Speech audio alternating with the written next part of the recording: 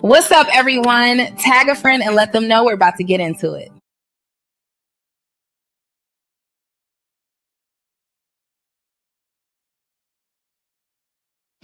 Welcome to the Speak Her Podcast with your host, Camille Essick, the podcast where creators and innovators connect.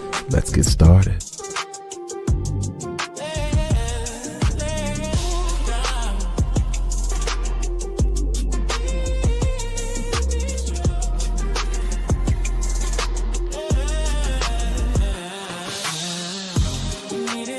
Help keep the Speaker Podcast ad-free. Hit the link below and buy me a coffee. Your support keeps the podcast free of interruptions while bringing you more impactful conversations. Hi, everyone. Welcome back to the show. Please share this and tag a friend who needs to hear this.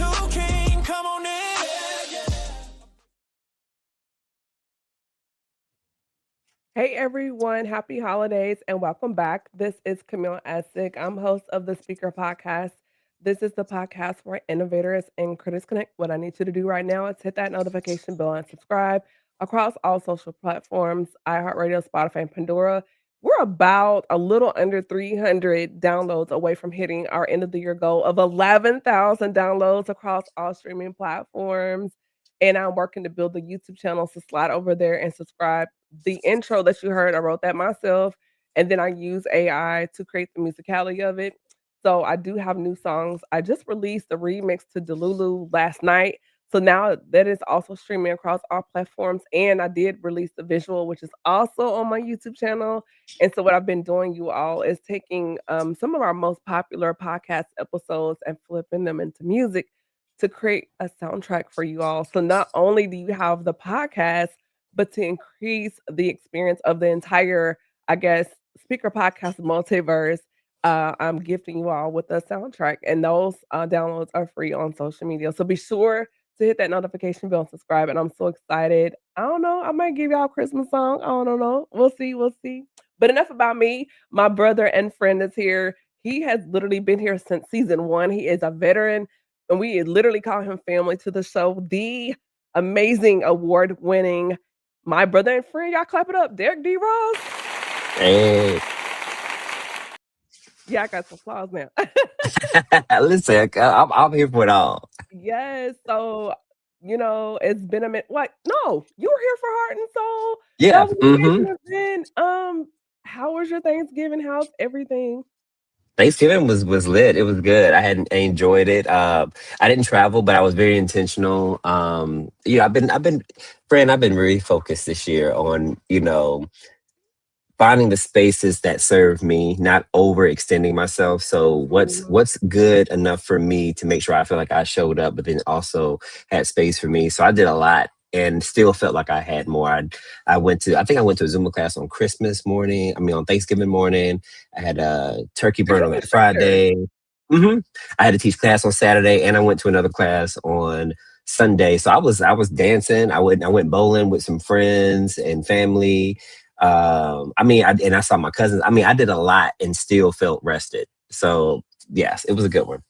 I love it. So I want to give you your flowers. And I know we chat offline, but then we are constantly liking each other's things online. And weren't you like in LA, West Coast, doing something with Essence? Like, you need give us the tea on that. So Essence is next. We're gonna hit Essence next. We were in LA for the Ebony Power 100. Yes. And my client was an honoree under the category of leaders in sports. So we flew out to LA for the gala and for the event, and it was amazing. It was amazing. It's been on my bucket list for some years now. I was like, oh, I want to get my client Ebony Power 100. Like, this is like years back. And so to be able to in real time live that experience of things that you once prayed for and just be in the midst of that, it was nothing but God. So I love it. When I blow up, I definitely want you on my team. Like, I'm so serious because you're such a hard worker. You're just an integrous person, and I trust you with me. I trust you with me. So I know that means a lot. Yeah. No, Yes, I so appreciate it. I'm so proud of you, and, um, I know you're in the mix, but can y'all bring, like, CIAA back to Charlotte? Like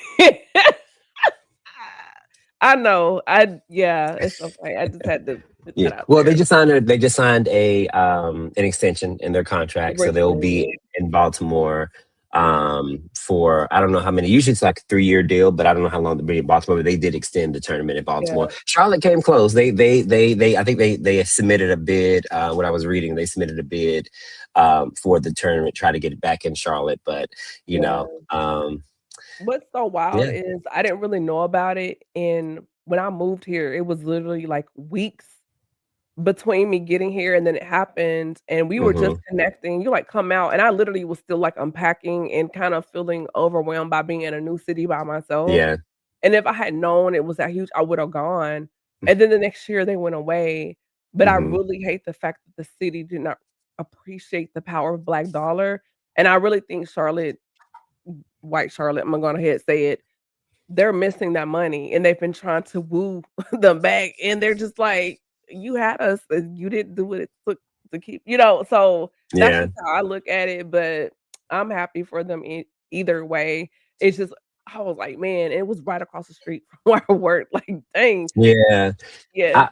I will say this, having worked with the CIAA for, I mean, that's where my career started with Yeah. CIAA. So I was a part of the team that brought the CIAA when it first came to Charlotte. So year one, Mhm. like ground zero, get down uptown was the tagline and the slogan. And I remember that. That was, yeah, I was baby out of college, and my first big account and contract with CIAA, and to be a part of that team and to kind of see the growth of it in Mhm. Charlotte. But I will say this, and it's a lesson just in even in what you're sharing. Like, you have to appreciate the things that are in your life and not take it for granted, Yes. because there will be seasons when there are opportunities or someone else will show up and really appreciate the gem and the value that you are, Mhm.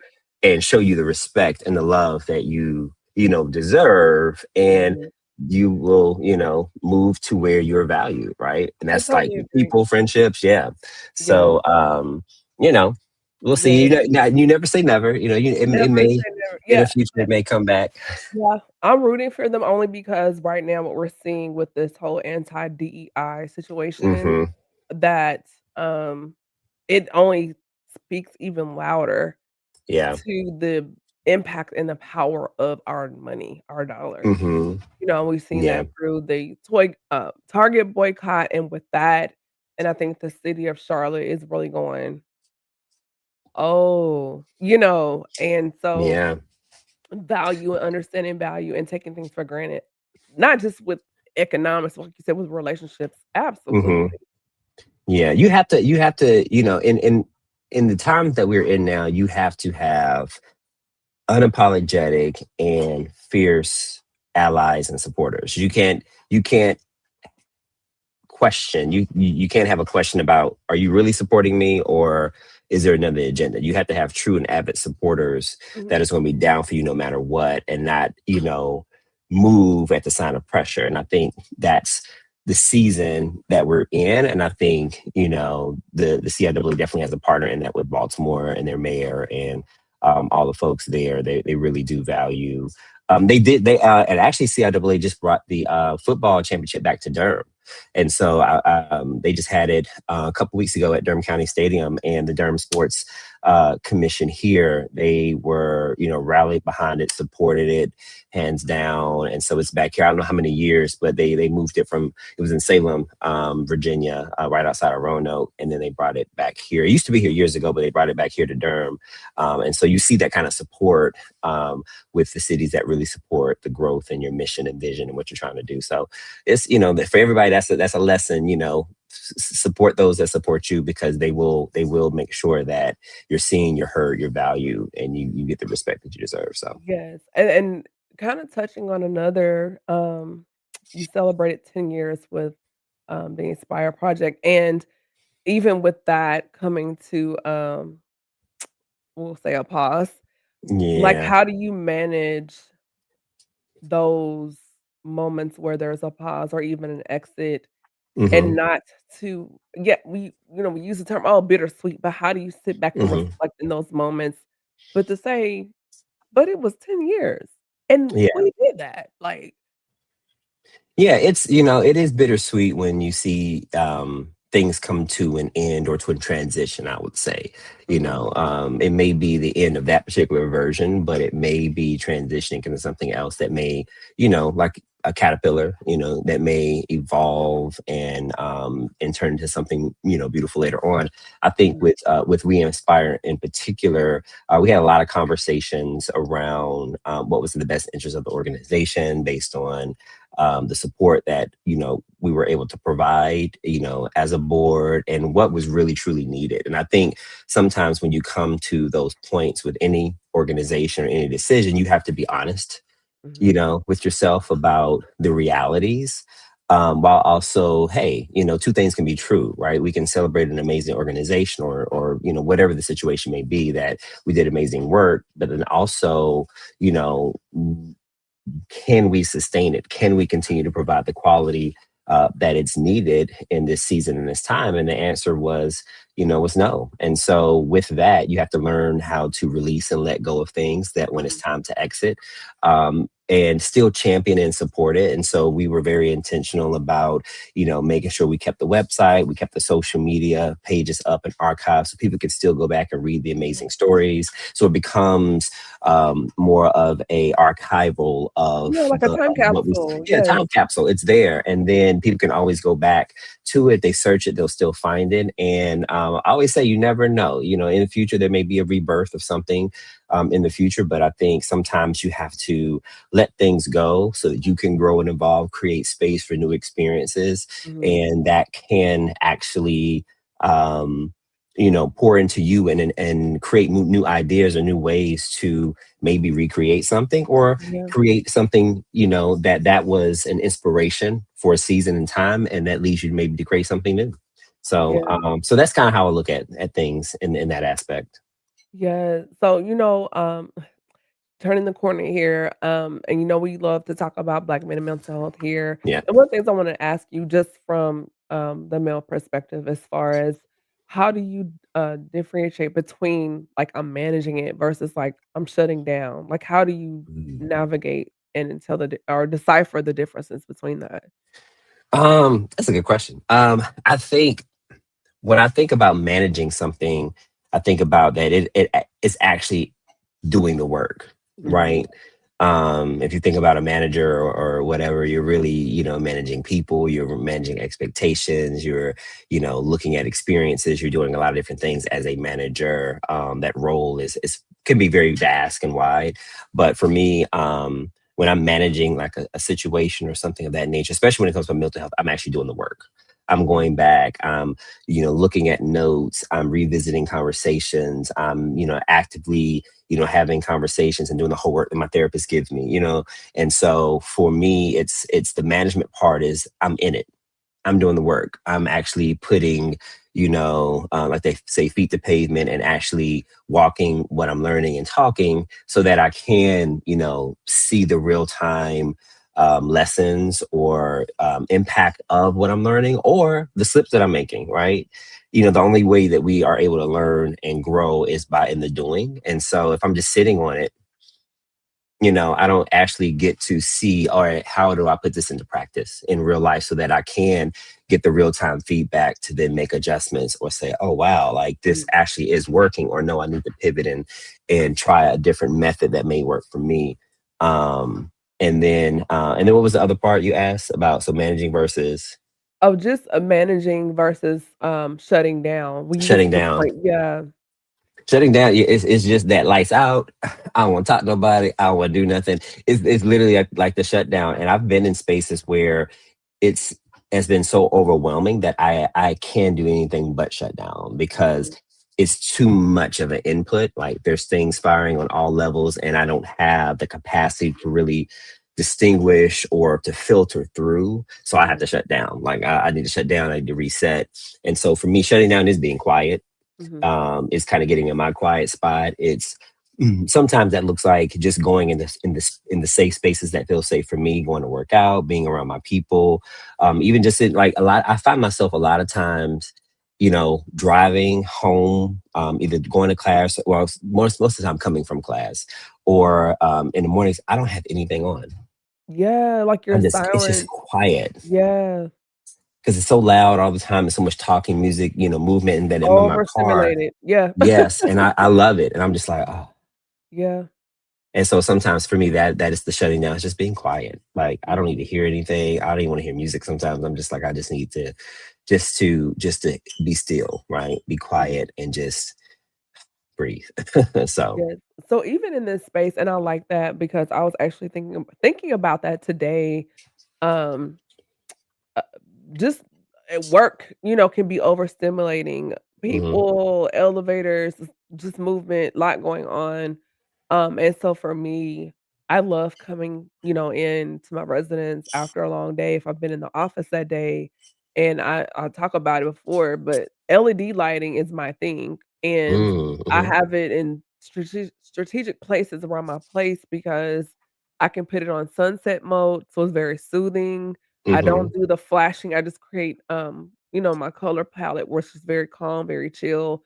I have a weighted blanket, I do mhm. aromatherapy Yes. outside of course, like prayer and all that, but just other avenues, and so this week, um, I had something, happen, and I felt myself getting upset, and so during my online therapy session, it was like, you're mad, but you're upset, but that wasn't you're upset about that, but it was a deeper issue, and so my Mhm, response signaled to the deeper issue and what I was really mhm, needing for Camille, and I had to pause and go back into my toolbox of things to do for yourself because I kinda negated mhm. neglected some things there Yeah. because, in school this semester and pocket and there was simple things that I, incorporated into my lifestyle that I kinda skipped over the last few weeks. It was like, "No. Yeah. Girl, go take your long hot shower, make some tea, turn the light" like, you know what to do, and it's like when I did that for myself, everything came back down, Mm, mhm. and sometimes we have to remember, first of all, do you even have things people screaming self-care, to me, that's not self-care, that's maintenance, that's a part of my life, and Yeah. so when you negate those things and neglect those things, it'll build up and it will show up in your Mhm. paycheck, and so Listen. it signaled and it reminded me that I don't care how busy you get, I don't care what paper is due, you that needs to be on the schedule. You need to be on the schedule. Absolutely. I mean, that is, priority number one is ourselves, right? No one's what's the song? It's a remake, but Foxy, I've been listening to Foxy Brown lately. My going back The to the '90s, 90s. You're not that's why listen. my knees are eh, bad now. Listen, but it's always like no one's gonna love you like I do, meaning myself. Nobody, Yeah, like no one's gonna love you like you love yourself. Like maybe maybe your parents or something of that nature, but you know yourself innately, right? And we have to give ourselves permission to love ourselves first mhm, before, because we always love externally, and sometimes we forget to turn that love internally and to do for ourselves what we advocate for others, right? Oh, yes, you need a friend, you need to go take a break, you need to go, like, are you doing what you're telling other people to do? And mhm, it's hard because we feel guilty, right? We can feel guilty about putting ourselves first or doing something for ourselves because we should be. But it's like, no, I'm on this whole thing, and it's people have said it and it's been talked about, but I'm really managing, right? We talked about doing the work. So like I'm really on this thing about I need to fill Derek up. And I don't care how that looks to anybody else but me. that's And okay. if you feel away, I ain't got nothing to do with me. That's your feelings. You need to manage that. Mhm, Because what I'm doing for me is allowing me to show up for the people I want to show up for and do the work that I do, but mhm. out of my overflow, not out of my cup. And I'm Ooh, getting really stingy with that. I'm getting really like, yo, my cup is my cup. And yeah. if I drip something out, then you be ready to catch it. But otherwise, don't know dipping in my cup. No, I'm not sharing my cup with you. No, No dipping like in my cup. I no like dipping in my cup. I mean, and then you have to be, it's almost like you have to be very guarded, and you have to protect that. Mhm. Because right now in a world where people will just sip your cup, go to somebody else's cup, they just sipping I'm not trying to get Just mono. popping. Listen, back in high school, like back in the day, you used to talk about like, don't be kissing everybody, you get mono. You know what I'm saying? Like Oh, so I'm mono, like, yeah. yeah, listen, I don't want to listen. No, I don't know mono, but yeah, No, you don't even hear about it's mono real. anymore, but You yes. really don't, right? I think it was a scare tactic when we were back in high school, I don't But know, but in college, we had to go over to student health as a freshman and get our mono shot, like, hmm yeah, so right. even for you, being a Black man in this world, those you spoke about the cracks, and so you were talking, it made me think about the cracks, so the weight of things you experience in life, how do those cracks show up in Black men? I think it shows up in the pressure that we put on ourselves, but also the pressure that others add on top of that. It's like Mm, you can never put more pressure on a black man than what a black man puts on himself. mm, wow, But then to add on top of that pressure, instead of helping to alleviate that pressure, I think that's where the cracks form. Because then it's like, okay, if I don't have a safe space to feel like I can vent to without saying, well, man up or do this or do, you know what I'm saying? Like, then it creates yeah, like, okay, now I'm not going to share nothing. And then it gets heavier, right? And so it's like, are you adding weight to the weight that's already on top of it that adds to the cracks and expands the cracks? Or are you helping to seal the cracks by adding support, right? yeah, By making us feel safe to be seen or heard. And like a lot of times it's not like we're not looking. I've learned this.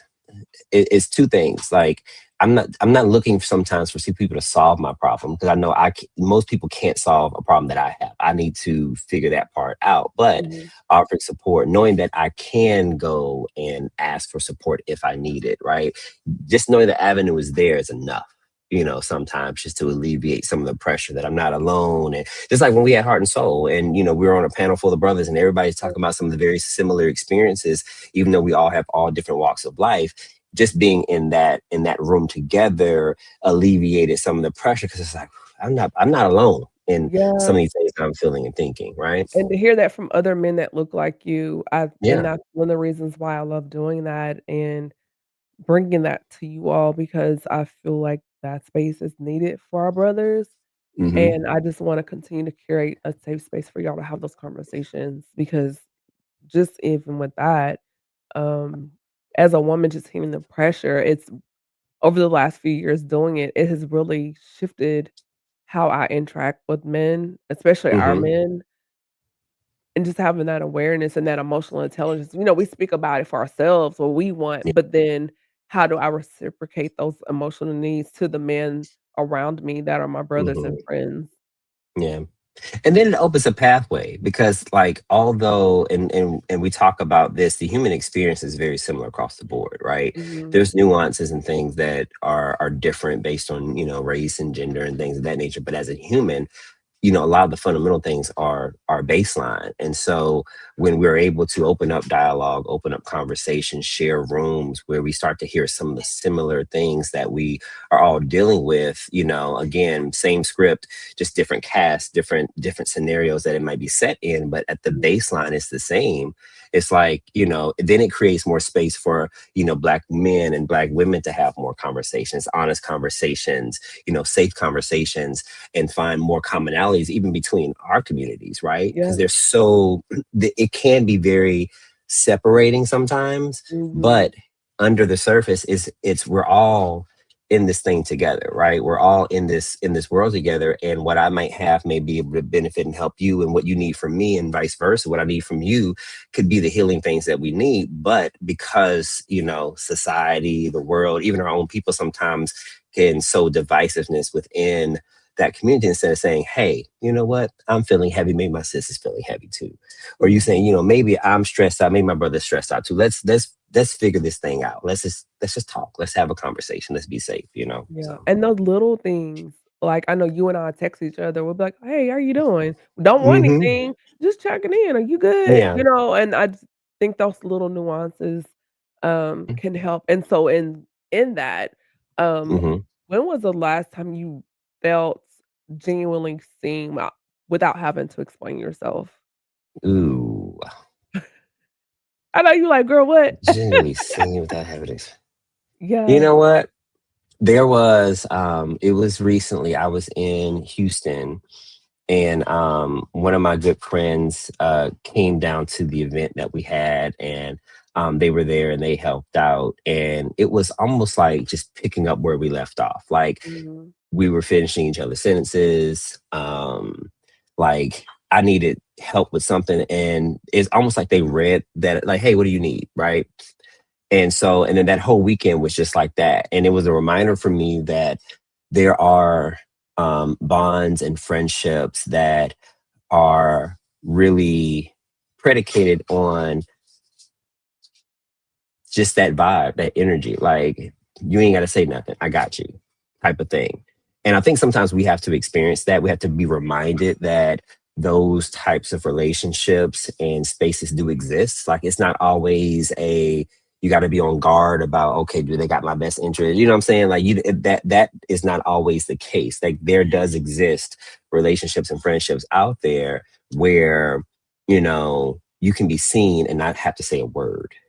You can be heard and be quiet as a church mouse. You know what I'm saying? Like, Mm-hmm. those things exist, and I experienced that back in Houston, this past year, and it was almost like that kind of vibrated across the energy of everybody that was there, and so everybody was starting to like just do that, like and not that the others didn't know what I needed, but I think just the energy created a space where like say when you are around like-minded people or like-minded energy, it just rubs off on you. And so I think for everybody at that point, we were just doing it for each other. Like, hey, what do you need? Like, and it wasn't even it wasn't a question. Right. It wasn't like, oh, I gotta go. Like, oh no, I'll go get it. I'll do this. Or, and so I think just recognizing those moments. And I think in that time, my best friend she was there too. And it was funny. She asked me a question later on, and she was like, "So how did you feel?" And I said, "The weekend was amazing." And she was like, "That was the first time I've seen you just enjoy in a long time, just existing, not stressed, not worried, just existing." And it I had to kind of go back to it just to be in the moment of it. Right. Just to, and I was kind of sick too. I had like this sinus and cold. And so that was Yeah. bothering me. But it was like, even in the midst of that, Mm-hmm. that didn't distract from the experience. And so I carry that with me. Like that's a reminder now that I can always go back to and say, nope, that does exist. Like, God can provide and create those type of those things already exist. Sometimes you just been missing it or so focused on everything else that the relationships that you already have established pour back into those more, so. Yeah, that's so good, Derek. And even, as we continue, we interact with other people and grow. So we're in this space, what I call, I think a lot of us are in a space of transition, right? Mhm. Coming from an old chapter to a new one. So how do you respond when like an old wound is triggered by a new situation and having to separate, okay, this is this, but it has nothing to do with that. It may Mhm. feel like what was, but you're Mhm. living in your now. Um, Take inventory, feel Mhm. it. Ask yourself the questions. Why am I feeling like this? What about this is triggering me now? Like, I thought I was over it. Like, yeah, I think sometimes we don't ask ourselves enough questions Yeah. to really go there, right? It's like, here we go again. And then and then it can make you revert back to your old ways of handling that situation as opposed to the more mature, Yeah, we're not grown, clapping back and crashing we're out not this clapping back, season. right? Yes. But you have to go back and you have to like, well, why is this? And like therapy's really helped me to slow down. My therapist always says, breathe. First, take a breath, breathe through it, Mhm. feel it, and then ask like, why is this triggering me? Why is this kind of get to the root of it and keep asking that why until you get to the answer. Like kids, like why?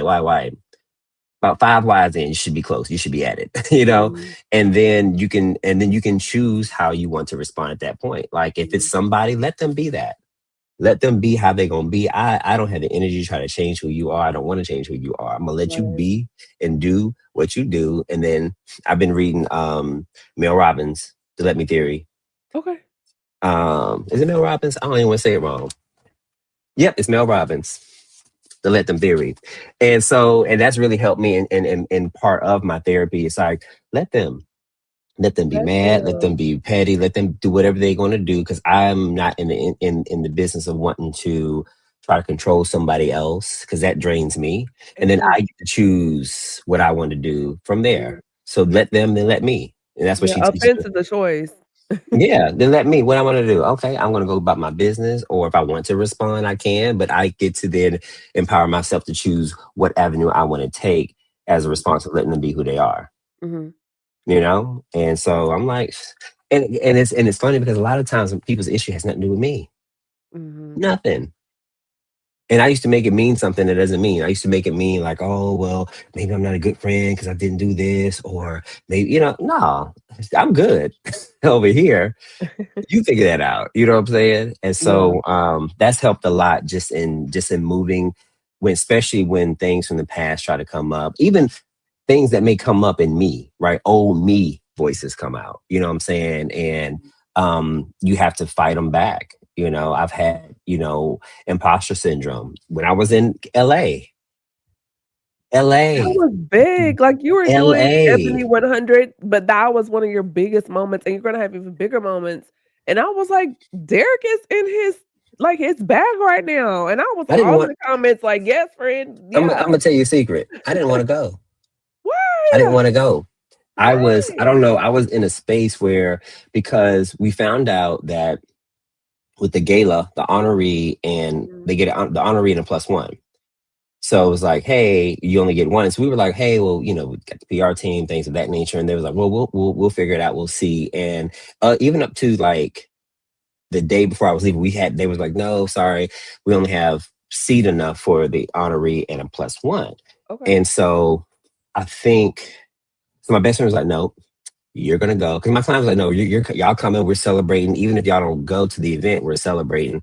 So I bought my shoes and all this other stuff, and I was like, And you look Camille, nice too. I something got was credit too. heavy. I Yes. appreciate it. But it was heavy on me. I did not want to go. I was like, I don't want. I'd rather stay here. I got things I can do here. Like let them go and have it. And then my best friend was like, no, you're getting on this plane, you're going. And even my colleague Antonio, he was like, no, we're going. Everybody said, no, we're going. So we had already booked the hotel and flight, even down to like booking the flight. I delayed so long because I just did not want to go. And so I was like, okay, I'm gonna pack my suit like I'm going. I said, and she was like, watch. My best friend, she was like, watch, you're gonna be in that room. And so when we were going there, we got an email that, hey, well, your publicist we have media passes for your publicist. You'll get to the after party and the post party and get to the red carpet. And that's really all we wanted to do, make sure that, Yeah. but so when I was like, okay, cool. And so we went and picked up our media credentials, but I have that, it's a picture I posted and I had a caption and everything and I hadn't put it out there yet. But I was really like, the enemy was really messing with my mind. Like, And it was a I was big like, moment. it was a big moment. Like that, I didn't feel like I deserved to be in the room. I was having imposter syndrome. Like, why am I here? Like, and I was in even just to the point where I was like dimming my own light. So Mhm. we had a whole prayer circle, like, because everybody was going through something different that weekend. And so it just so happened that we were like, yo, we're all feeling something different. And so we got together as a team and we prayed that thing out. It even still like, speaking life and reading and praying and got there that day and we had an amazing experience and I It am was so grateful that I beautiful. went and all that. And then it shows like the dichotomy, like how you can have two things happening that's in two different directions at the same time. Mhm. Imposter syndrome on top of one of the biggest moments that you've been dreaming about in your career happening at the same time, and the struggle or the war behind the scenes of it, right? Mhm. And I'm so grateful that I went. I'm so grateful I had people that pushed me, that prayed, that we prayed for each other. Like it was one of those moments that we had to come together in order to not make us miss a moment that God had blessed us with, right? So Mhm. I love that for you, and, when, you posted the photos from the event, I was like, "This is one of those moments he's been working towards," because that's major, like, Ebony 100 is major, that's nothing to sneeze at, and I think of people like Susan B. Taylor, that's hmm huge, and so I was like, he's been working all these years I've known him for moments like this, like, hmm I was like, "You deserve it," and, looking at the photos, I couldn't tell you felt that way, you look like you belong there. Yeah, listen, that was what prayer can do. Because at that moment, I was like, you know what, we're gonna make it do. And it was almost like they say, faith it, believe it, Yeah, And do I it kept reminding scared. myself, right, do it scared. And I kept reminding myself, one of my kind of mindset coaches years ago used to always say, in one of his trainings, he used the example. He was like, does God make mistakes? Shout out to David Bayer. And he was training a client, but he used this analogy, and he was like, does God make mistakes? And the client was like, no. He's like, okay, so if God doesn't make mistakes, then how did he put you in this room? Right? He said, God Open doesn't the make door. mistakes. You know what I'm Yeah. saying? So every room that you're in, if God doesn't make mistakes and you believe that, then every room that you're in, you belong in. Mm-hmm. And so I had to kind of remind myself of that. Like, I belong here. God didn't make no mistakes.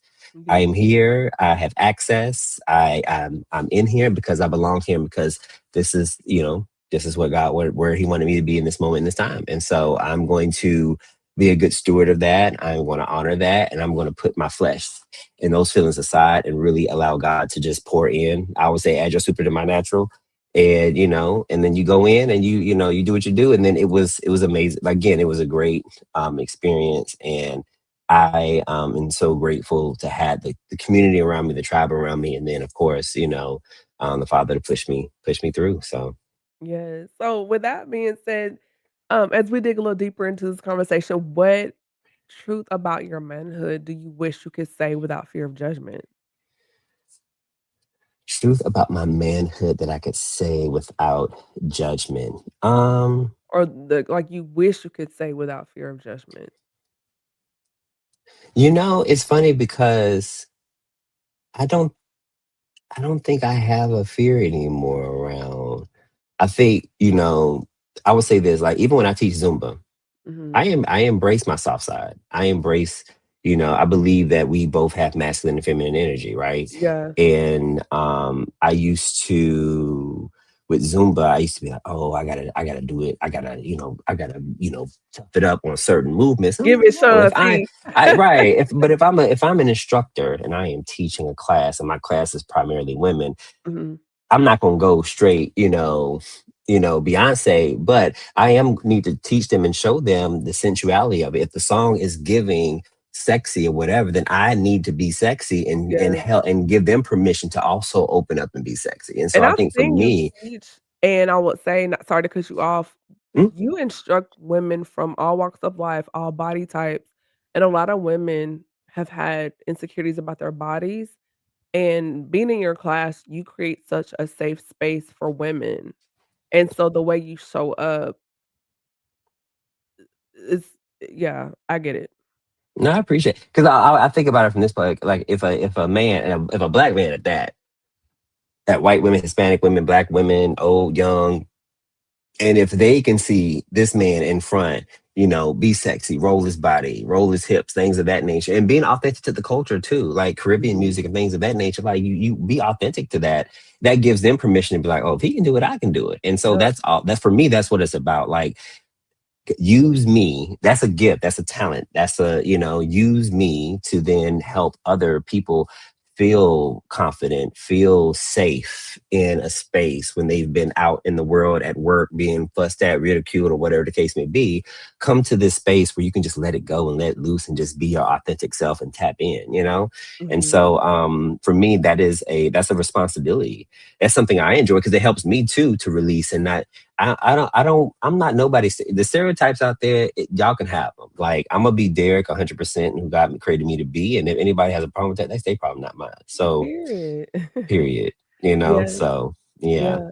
And so just in this phase of, um, I think you're starting to kind of find your rhythm.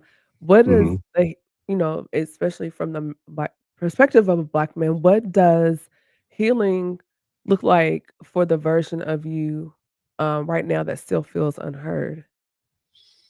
I think still showing up loud even when I want to be quiet, Ooh. right? Making noise even when I'm want to be shy and I want to be, when I want to hide, when I don't want to, be seen.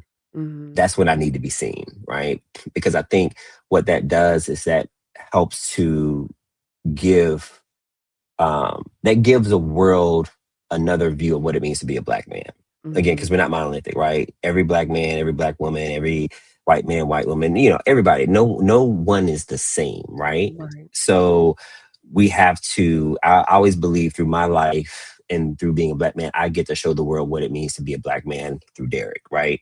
And for some people, that will be their only experience with a black man. You know what I'm saying? And so for me, it's like, okay, well, my job and my role is to show up and be Derek and show, okay, well, this is also what a black man is, right? And even other black men, like it's safe. It's okay to talk about your feelings. It's okay to be in therapy. It's okay to dance with a room full of women and lead them in Zumba, right? And all this other stuff and wear colorful clothes because Zumba is very colorful. You see, you got Caribbean colors, we got everything, but it's okay. And you can still, and you're still, you're no less than of a man in doing that. And I think for me, that's what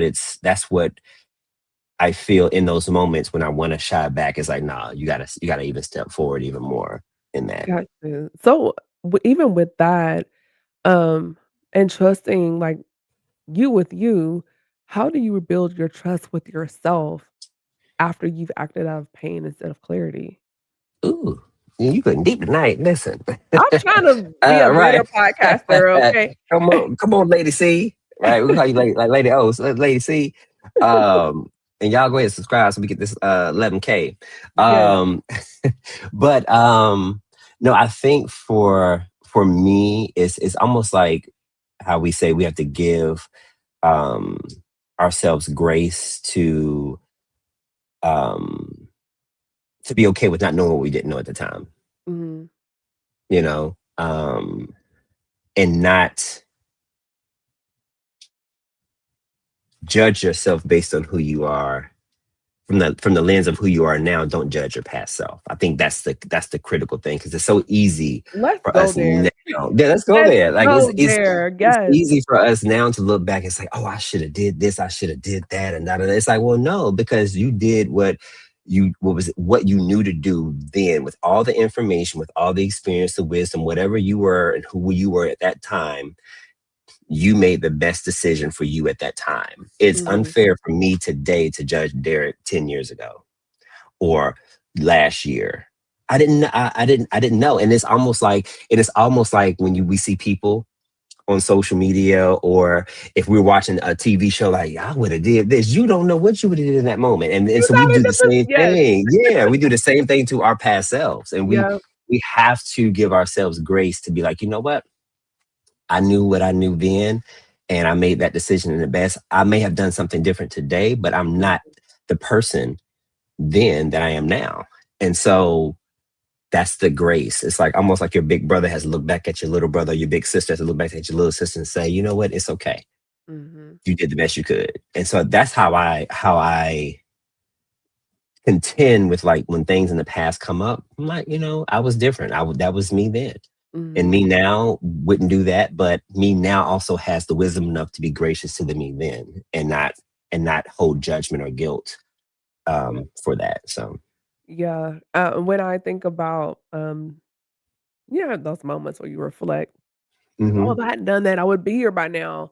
But then I have to think about what was happening in my life during that time. And again, through prayer, devotion, and therapy, I've been doing a lot of that lately. But it was like, Camille, look at what was happening in your life at that time. You weren't even thinking about purpose and destiny. You were just trying to make it through this chapter of the season right here because you can even see beyond that situation because sometimes when you're in the middle of it, the weight, it was heavy. And now it's just like having to, it's one thing when you forgive other people, but then we have to revisit that forgiveness for yourself. And that conversation can be very layered. yeah, it can be very sticky. And again, my like you say, our memory, because if we really did take the time to sit back and think about everything that we were going through, we still wouldn't remember all the nuances of what was going on in that moment. We'll remember the high level things, some of the specific elements, but we won't understand all the other factors that were also, impacting, every little nuance that led to whatever that decision was or who we were then. And it's like, you can't really even today make an informed decision around them because we still miss so much information that Yeah. we don't 10 years from now, things that change and shift. And so it's like, and that's where the additional grace comes from. Cause it's like, Mhm. I still don't remember all the reasons why I made that decision. I remember some of the reasons. I remember that probably the result of that, of that I decision. always remember the results. Right. But I don't remember everything that led up to that decision. Yeah. And so I did it.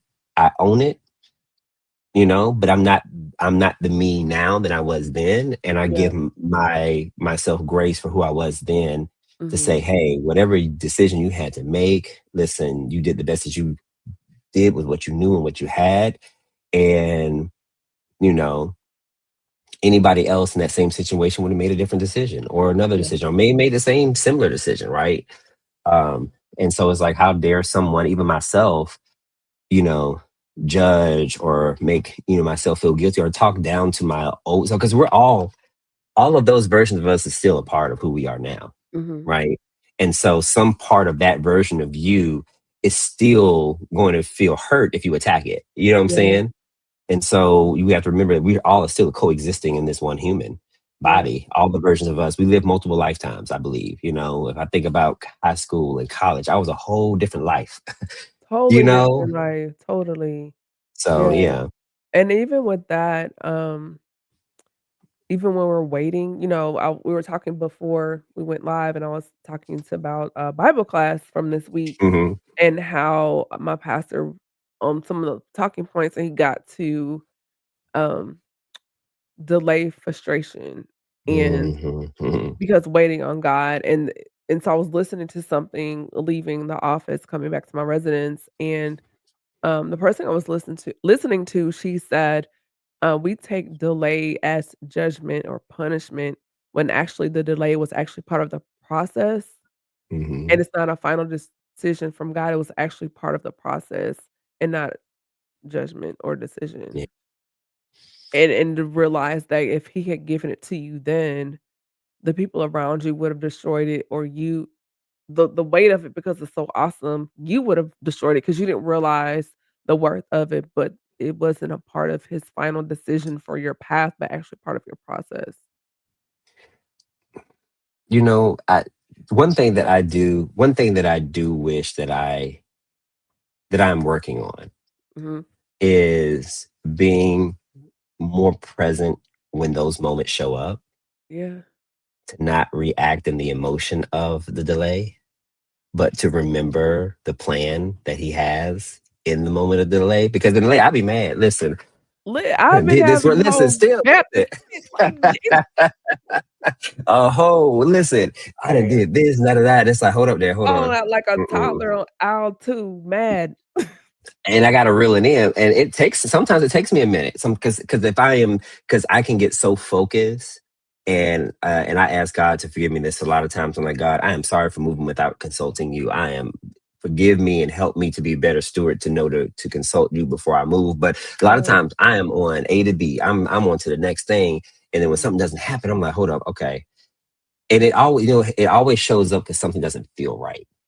And when my energy is off, that's like a sign to be like, That okay, discernment is real. that discernment, okay, let me sit back. Like, why Yeah. am I upset, mad, pissed? Like, that's not in alignment with what God, the energy, right? The being in alignment with the divine, with God, is not confusion. It's not frustration. It's not any of those things, right? It's peace, it's clarity, it's joy, it's those things. Those things happen for the human side of us, right? But I can always tell when I am out of alignment or I'm getting there, because then I start to really get in the flesh. I really start to be Mhm. like, you know what?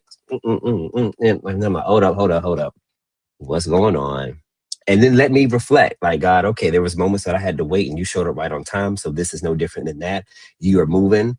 And then I'll pray, okay, Holy Spirit, give me a download, which I've been talking about up there. Like, give me a download to know that I'm on the right path, that I'm in the right, and then it'll always come. It will Always. always come in the form of a confirmation. I'll say this.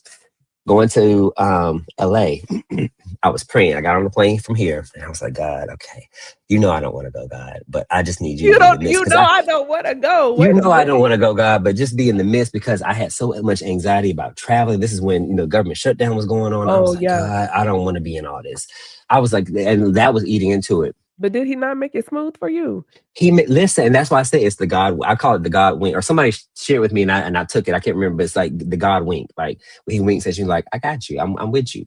So I flew from Raleigh, Durham to Atlanta.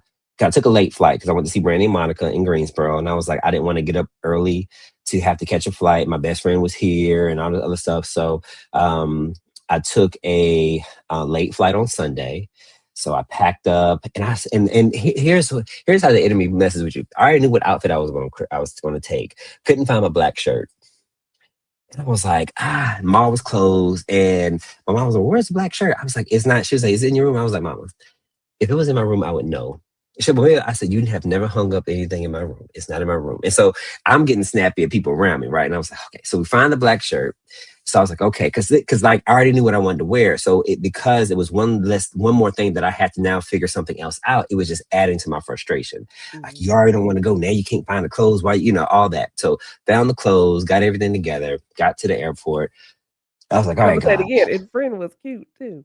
I, thank you, You thank know you, I'm thank you. always gas you Listen, up. look, Hey. I created my own itinerary because I wanted to fly to LA with my colleague who's in Atlanta. So I flew from RDU to Atlanta and I timed it right. So I was like, okay, cool. But I was like, dang, Atlanta's airport is huge. So when I got there, I was like, okay, what gate I'm going to be at? How about the gate that I landed at? The gate that I was taking off was right next to it. All I just had to walk out, walk over, it was there. And I was like, you know what, God? And I was like, it was funny because I was on the plane and I was like, okay. And I couldn't do nothing but smirk. And so then I was hungry. So I was like, And okay, God was he's looking gonna like eat. you was doing all that. And you was doing all this. And so I was hungry, right? I'm gonna give you a second one. Right in that moment, I was like, okay, I'm hungry. I was like, but I gotta get on the plane. But I said, but by the time we get to LA, everything gonna be closed. I'm hungry. So I walked to the food court. They were taking forever. And I was like, I went to Panda Express. That's my spot. I was like, okay, I'm gonna go get me some orange chicken, something, get me stomach. And so in line, and I was like, oh my goodness, my flight. Got an update. Flight was 15-minute delayed. So I was able to get in line, get my food, get back to the He gate, created eat my time. food. He created time. He redeemed the time. Able to eat my food. I met my colleague. I was full and comfortable. Smooth flight all the way to LA. Had a The little nap hotel on was the right next plane. door. Got right to the hotel. Didn't have to book. I mean, everything. The rental car, like it was so smooth the whole trip. Where God was like, you know what? I'm gonna take one less thing off your plate that you don't have to worry about. And it was, and so when I say like it's like those small reminders that pop up that you have to recognize that helps to kind of level set you or reset you or reground you in moments when you're just like, you know what? Like I don't feel it, God. I don't know what's going on. Like it's a pause, but God's like, no, I got you. And I'm gonna give you signs around to remind you to be easy, be good. I got you. Like, am I good? Yes. Well, am I good? Then know that I'm good and be set and be, you know, and be good in that. So yeah. Yes, I love it. So, as we begin to wrap up, Hmm. we began this year with the interview with Cat Williams and at Club Shay Shay, which was just diabolical for so many Listen, reasons, right? that And part. so, this week, again, not on my bingo card in a gazillion years, you would have never told me Lady Michelle Obama would be interviewing Cat Williams, like Hmm. and so in the interview, he said something of all things Cat could say, he was like, um, he was talking about God, and he said, "When you have that pressure," he said, "Take that pressure off of you and put that pressure on God." Because Hmm. he has things in his word that are covenants, and he is Yeah, obligated to his covenant, to his that word. part. So put the pressure on him to fulfill his covenant, his word. And Hmm. I was like, but then the caveat, he said, "But you have to be also be in covenant with him." That's the clause. Yeah, that But when part. he flipped it like that, I was like, "That okay." Listen, I have Cat a Williams will say some wild stuff, but then at the same time, I was like, he is right. I have a mantra that I say before I say my prayers. I go through it when I pray, I go through it first before I even get to my prayer. And I got it from woman, Chanel Cooper Sykes. You may have heard of her, but and the part of it that she had wrote out that I adopted was like, I now cast all of my burdens onto you, God. All of my walls of lack and delay now immediately fall away. All people, places, circumstances, and opportunities. I added some of those things that belong to me are flowing to me in an avalanche of abundance immediately. No weapon formed against me shall prosper, and then I continue. Right? I'll write it and send it to you. But it reminds me, like, God, like, I cast all my burdens onto you. I am not going to carry nothing that's not meant for me to carry.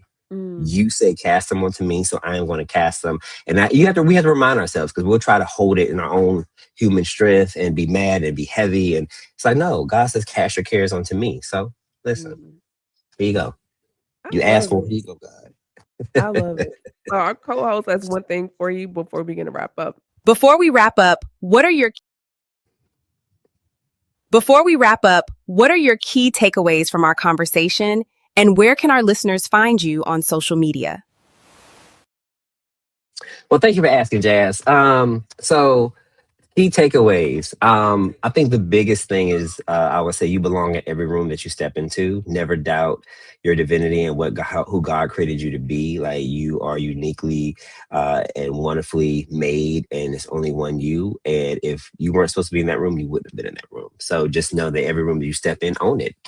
Be the light that God created you to be, and trust the process, right? Be patient in the moments of uncertainty, knowing that God is moving things around. He's working things out for your good. And although you cannot see it, don't doubt his goodness. And so that's the key takeaway that you can apply to any situation, any scenario, from work to personal. Just stay tried and true in that, because he's shown up too many times. I have too many testimonies and stories that I can share around how he did that for me and how's he shown up. I'm sure, Camille, you have those too. And those listening, if you reach back deep enough, you have those examples too that you can lean on. So pull those out, have those ready for any reminder as you continue to journey through life. Yes, I call it getting the receipts on your life. And I keep them in my prayer journal, one of them around here, and every now and then I go through there and I check things off and I'll put the date next to it. Like, yeah, he did that. He did that. So really good. He did that. He did. I hope everyone got something from this. Thank you for stopping by, Derek, to help me wrap up. We're 2 live episodes away from wrapping up the 2025 season of the Speaker Podcast, and I had to do it with you because, like, it just made sense. So I am honored. And I am excited for this 11K that you about to get. And like, do it, Lord. We need to get it before the end of the year. you hear us now. Do it. Right. Gotta be a click. Be a subscribe. Yeah, if he subscribe, I'm not gonna log out. Listen, like, you gonna go in like God, like, oh, love. Yeah, God in there, right? Absolutely. But everyone, please go over and follow me across all social media platforms. The information is there. I am working to keep the Speaker Podcast ad free, so you can also scan the QR code and right here. This is my link tree. That way you can stay connected to everything I have going on right there. And we also have new music just released on last night. So the new visual and the new song is available. I'm streaming on Tidal, y'all. I have a 5-track. I'm on Tidal. Like, that was not on the that was not on the bingo card. So y'all go over there and follow all the things. And tune in next week. My guest will be here. If you want to know who that is, you need to go to my website and find out. I also have a free download for my subscribers at CamilleEssick.com, just as a way of saying thank you for subscribing. And with that being said, everyone, this is Camille Essick. I'm host of the Speaker Podcast. This is the podcast where innovators and critics connect. You all be blessed. Happy holidays. Good night. Bye-bye. Wow. What a conversation. Gentlemen, if you enjoyed tonight's convo or would like to see more episodes like this, drop it in the comments below. Be sure to tag a brother and subscribe. Be safe. Be blessed. Good night. Thank you again to my guests, and also thank you for joining us on this episode of the Speaker Podcast. If you were late catching the conversation, no worries. Slide over to my YouTube channel and catch the replay. Be sure to hit that notification bell and subscribe, and I'll catch you on the next episode. Help keep the Speaker Podcast ad-free. Hit the link below and buy me a coffee. Your support keeps the podcast free of interruptions while bringing you more impactful conversations. Thank you for tuning in to another episode of the Speak Her Podcast. Be sure to follow Camille on Instagram at camille.essick, Facebook at the Speak Her Podcast, or www.camilleessick.com.